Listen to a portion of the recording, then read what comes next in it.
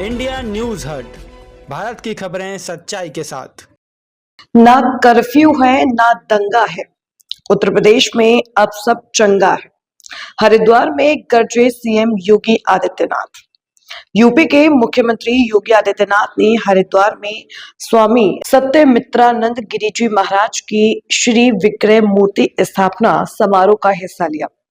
उत्तर प्रदेश के मुख्यमंत्री योगी आदित्यनाथ ने हरिद्वार में कहा कि एक समय था जब उत्तर प्रदेश में विरासत का अपमान होता था, राम भक्तों पर गोलियां चलती थी, जिससे प्रदेश अराजकता, लूट और दंगों का अड्डा बन गया था।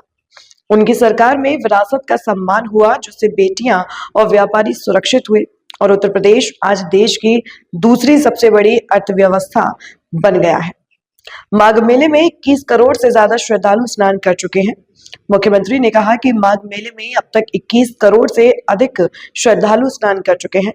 अयोध्या, काशी, मथुरा, वृंदावन, प्रयागराज, हरिद्वार, बद्रीनाथ धाम और केदारनाथ धाम अब केवल आस्था के केंद्र नहीं बल्कि राष्ट्रीय चेतना के केंद्र बन गए हैं। उन्होंने कहा कि लंबे समय तक बेमारू रहा उत्तर प्रदेश आज भारत की अर्थव्यवस्था का एक महत्वपूर्ण हिस्सा बनकर लगातार प्रगति कर रहा है। भारत माता मंदिर के निर्माण पर क्या बोले सीएम योगी? सीएम योगी ने बताया कि उनका जन्म उत्तराखंड की देवभूमि में हुआ है। उन्होंने कहा कि 1982 में भारत माता मंदिर के भव्य लोकार्पण कार्यक्रम में तत्कालीन प्रधानमंत्री इंदिरा गांधी और संघचालक बाला साहब देवव्रत दोनों मौजूद थे। यह दर्शाता है कि राष्ट्रीय ध्वज के प्रति उनका सम्मान हमेशा रहेगा, लेकिन मूल्यों से कभी समझौता नहीं होगा। उन्होंने कहा कि पूज्य स्वामी जी महाराज ने भारत माता मंदिर के निर्माण से पूरे देश को आध्यात्मिक नेतृत्व का एक स्थायी स्मारक दिया। हम सब इस बात को जानते हैं कि पूज्य स्वामी जी महाराज भारत की सनातन परंपरा के एक ध्वजवाहक थे। समन्वय उनके जीवन का मंत्र था।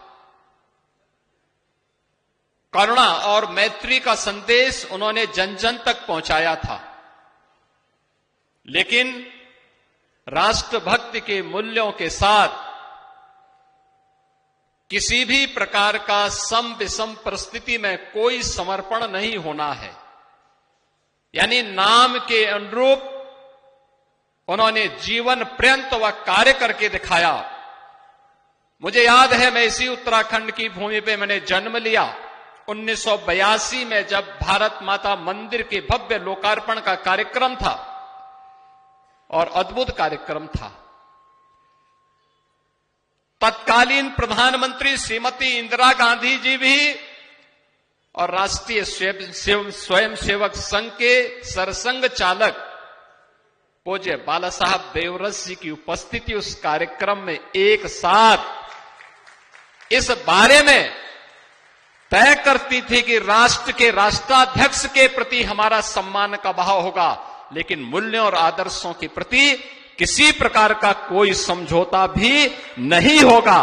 और भारत माता मंदिर का यह अद्भुत मंदिर उस समय जब ये देश विपरीत परिस्थितियों से जूझ रहा था, तब देश को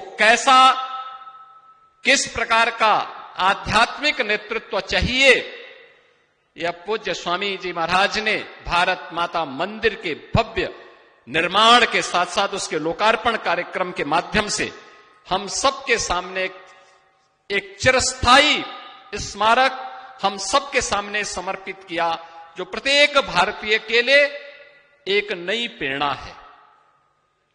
आज पूज्य स्वामी जी महाराज की स्मृतियां हम सबके सामने हैं।